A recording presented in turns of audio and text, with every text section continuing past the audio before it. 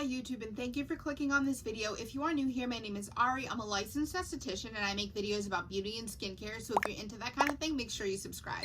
Today's video is going to be a product review. So I saw this product when I was released and I originally wasn't going to buy it because I didn't need any more sunscreens right now, but then who am I to not buy a product when I want something, because that's what I do. So I went out and bought it, and I am talking about Black Girl Sunscreen. This product right here, it is 3 fluid ounces. It retails for $18.99 and you can buy it either from Target or blackgirlsunscreen.com. It's also SPF 30.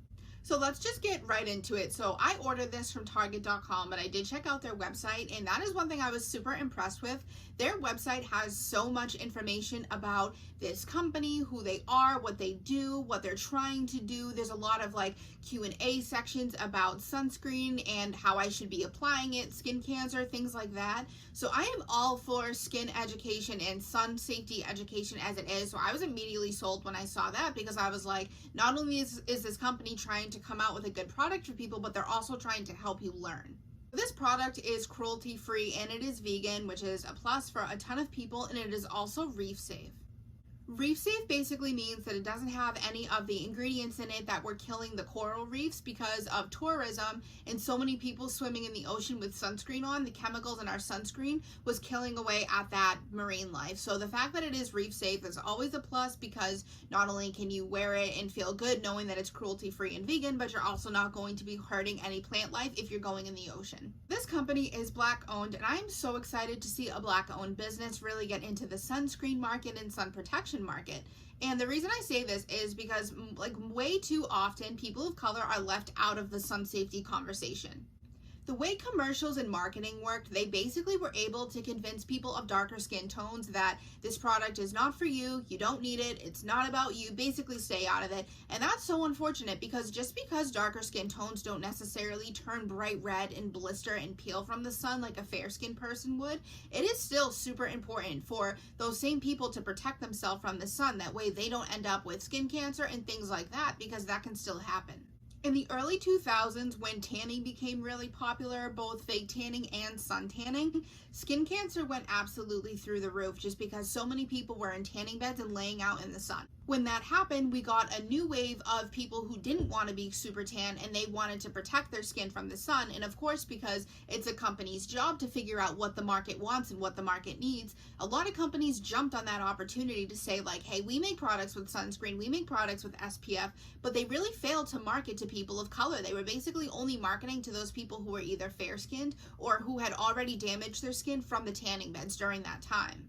Because of this, companies were mass producing really low quality sunscreens that were ashy and thick and white and didn't spread and didn't absorb and gave you a really bad white cast. So because these were most of the products that were coming out at a time, they were definitely not made for people of color and people with darker skin tones. So that switch really needed to happen, that I can say I feel like is happening now, is that people don't want those thick, gross, white, heavy sunscreens anymore. We want something that absorbs well and complements our natural skin tone without making it look ashy or dry. One thing that I did learn from a skincare rep from a certain skincare company that honestly really disturbed me was that many big companies today do not test on darker skin before they put out a product, because there's no legal obligation to. Obviously, it would be the right thing to do, because why would you put something out without testing it on darker skin? But they don't have to, and they don't. They basically are able to make a product, test it on multiple fair-skinned people, and then put it on the market. So that way we have no idea how it looks on darker skin and how it reacts to darker skin. And the reason companies are able to get away with that, honestly, is just because they're not marketing towards darker skin, so they don't feel like they should care.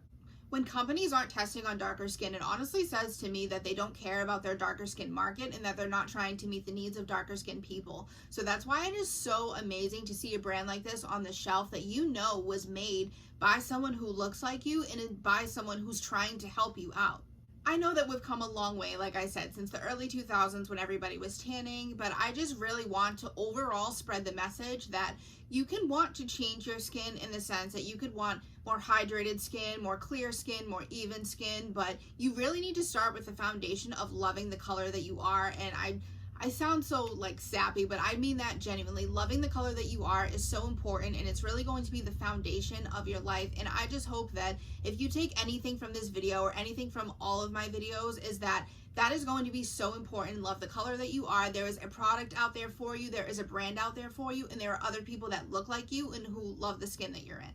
I do want to talk about the ingredients in this product though and what makes it different compared to other products. So the first thing is that this one has avocado oil and jojoba oil in it, which are basically just going to keep the skin hydrated and make sure that while you're in the sun, you don't get super dry. It also has carrot juice in here, which is a great ingredient for hyperpigmentation because that's obviously kind of what you're trying to prevent when you're in the sun anyways, is hyperpigmentation. But the ingredient also helps correct it, so it basically goes hand in hand with SPF. Another cool thing that is in this product is cocoa, which is basically an antioxidant that helps promote healthy cell growth. Anytime you're in the sun, you want your cells to be growing healthy, that way the new damaged skin doesn't get a chance to appear. This product also doesn't have any parabens or hormone disruptors in here, which is extremely important to a lot of people. This basically means that it's just safe to use. It's not going to mess with your hormones, your reproductive system, safe for pregnant women, that kind of thing. And just a quick reminder on sunscreen, you always want to make sure you're applying it at least every 2 hours, immediately after you swim and after you dry off. You want to put the sunscreen on 15 minutes before you go in the sun, and you always want to take extra measures such as wearing a hat, wearing sunglasses, and sitting under an umbrella. And that is basically it, guys. So thank you so much for watching this video. Make sure you subscribe to my channel, check out all my other videos, and other than that, I will see you in my next video.